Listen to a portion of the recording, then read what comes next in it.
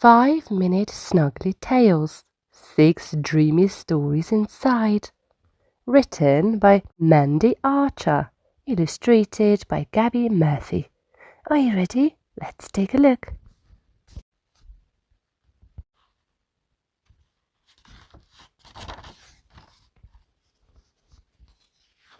The Pirate Bears.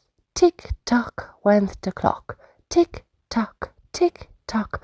My, frowned Mama Bear, getting up from her chair. It was nearly time for little bears to be tucked up in their beds. Fred, she called. Ted, where are you? 2 messy bear cubs scampered inside. Hopping honeypots, gasped Mama Bear. What have you been doing? Fred and Ted giggled with glee. Jumping in puddles, said Fred. Making mud pies, said Ted. Mama took Fred and Ted's dirty paws and marched them upstairs. You're having a bath, she decided. Soon the bathroom was full of bubbles. We don't want a bath, growled Fred. We don't need a bath, howled Ted.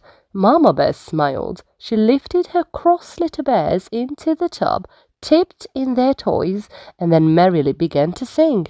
Fred and Ted had to go to bed, but Ma said, Have a bath, please.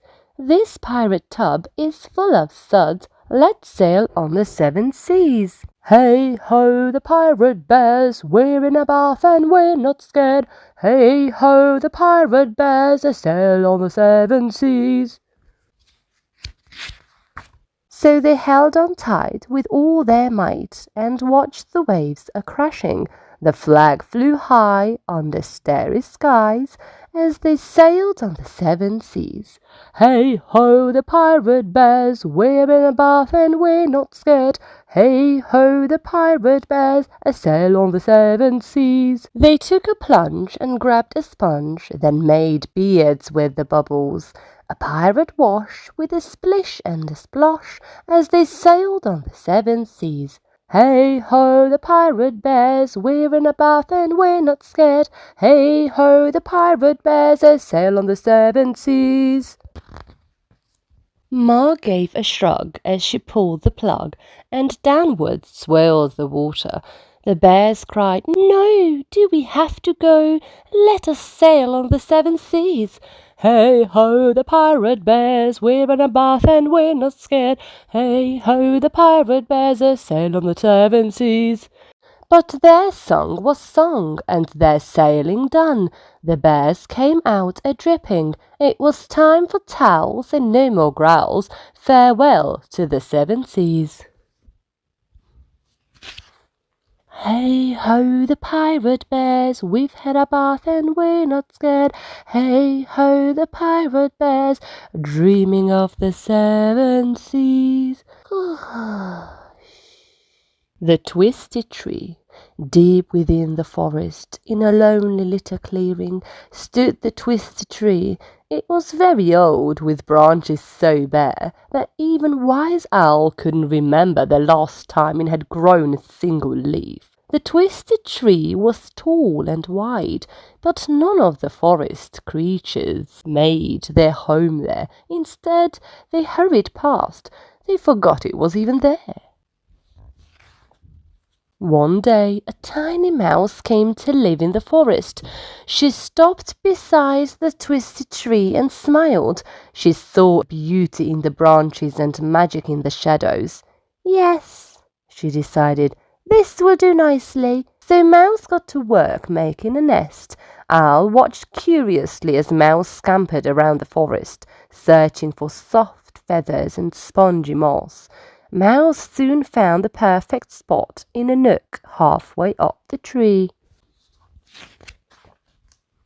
After a little while, other creatures started to notice the twisted tree. Hello, Squirrel, Mouse called down. Do come and visit. And so Squirrel did. He brought a garland of nuts and berries as a gift. Squirrel's garland looked so pretty that Woodpecker decided to drop in too.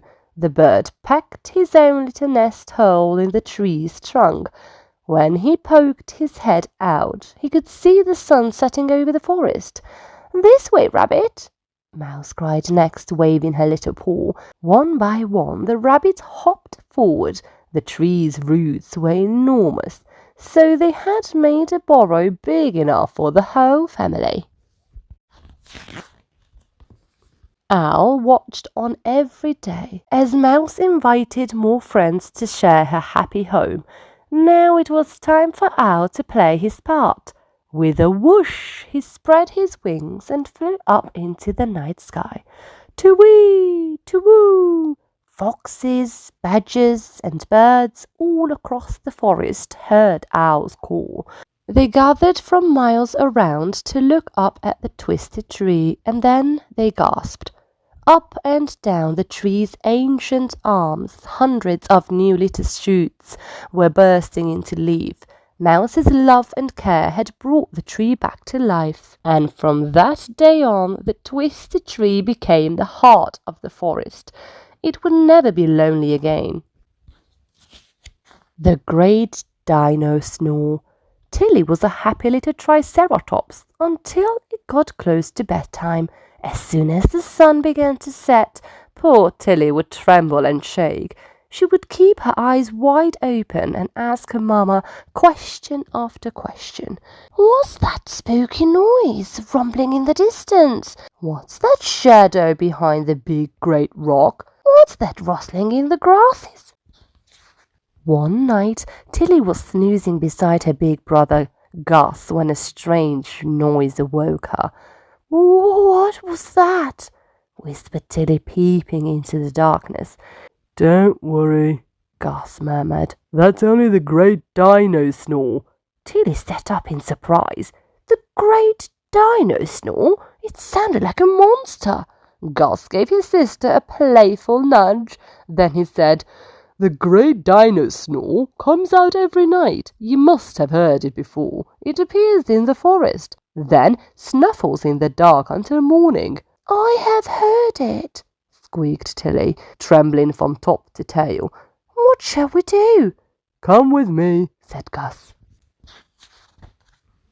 Poor Tilly hurried along beside Gus. After a while, her eyes got used to the dark.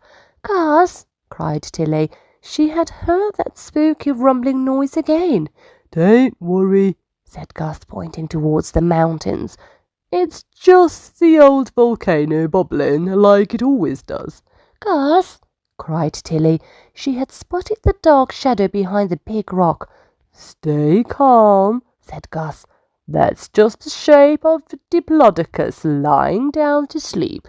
"Gus!" Tilly cried. She had heard that rustling sound. "It's all right," said Gus. "There's just a night breeze blowing through the grass." Tilly cuddled up to Gus and looked around. The stars were twinkling bright as she listened to the noises of the night. Maybe the dark wasn't so scary after all. "Our world is just the same," said Gus, "even when the sun goes down." Gus led Tilly back home to bed. The little triceratops was getting sleepy. She made a happy, snuffling sound before asking one last question. "So, Gus," she yawned, "what is the great dino snore?" But Tilly couldn't keep her eyes open for another second. She drifted off to sleep.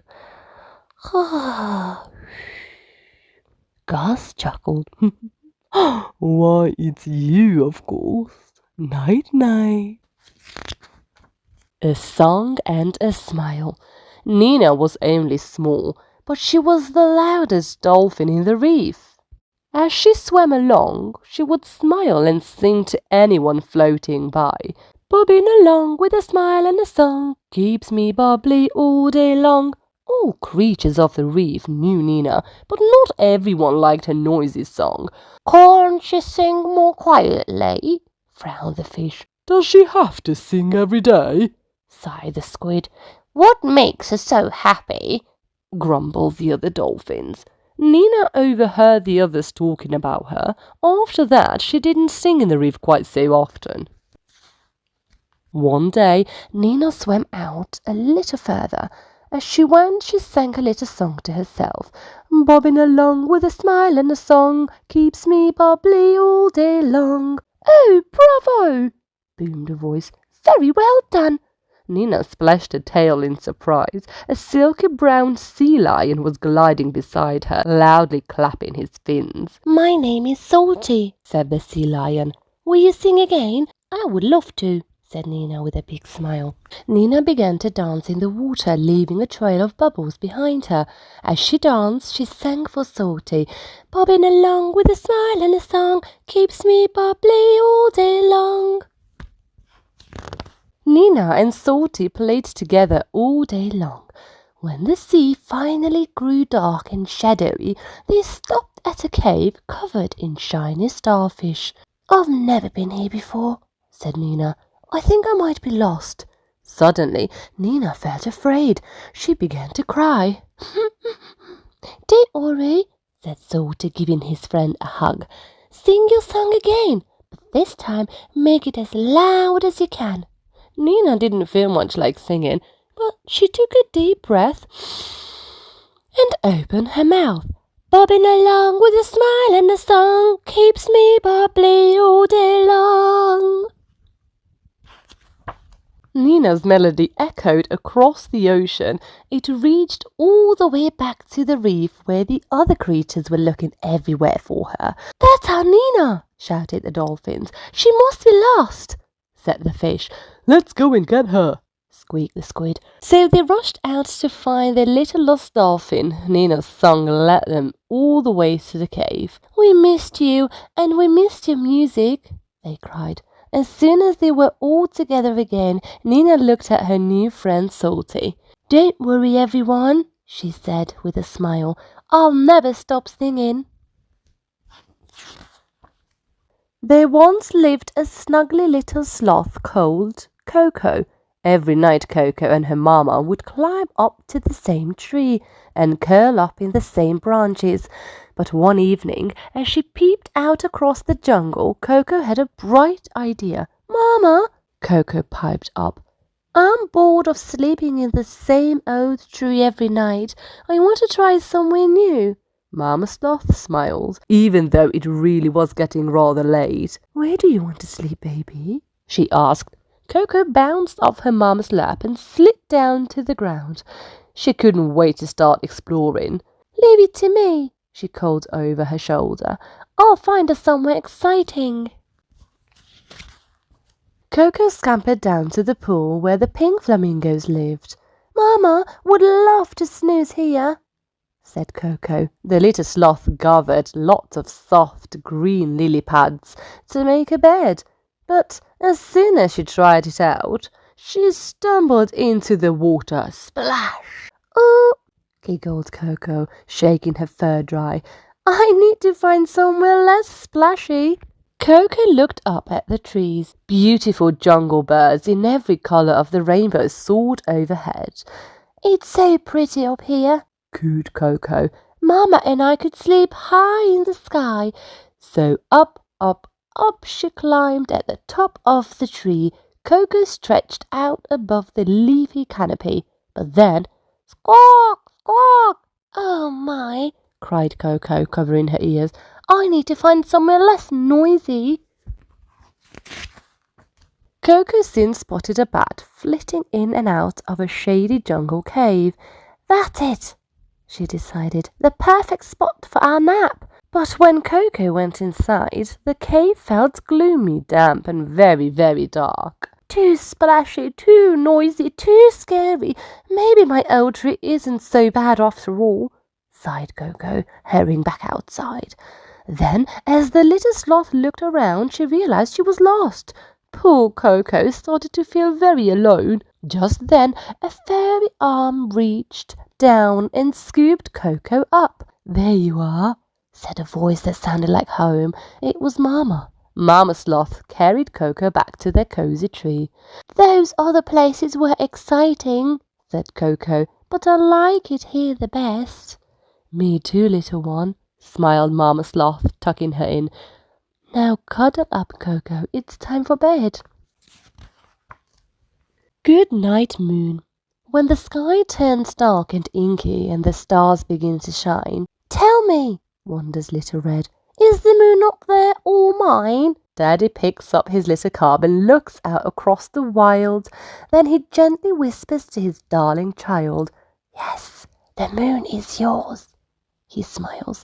It watches over you, but all around his big wide world it watches others too. In the frozen north, penguins huddle in the night. Moonbeams shine upon the snow to make a silver light. Cuddled close together when it's time to go to bed, baby penguins love the moon just like my little Red. In the woods, when bears are just too tired to stay awake, the full moon shines and so becomes a mirror on the lake. A magic place to dream and sit beneath a velvet sky, to share a hug, then snuggle up and sing a lullaby. In the sandy desert, camels gaze up to the moon. Its pale glow reminds them that rest is coming soon.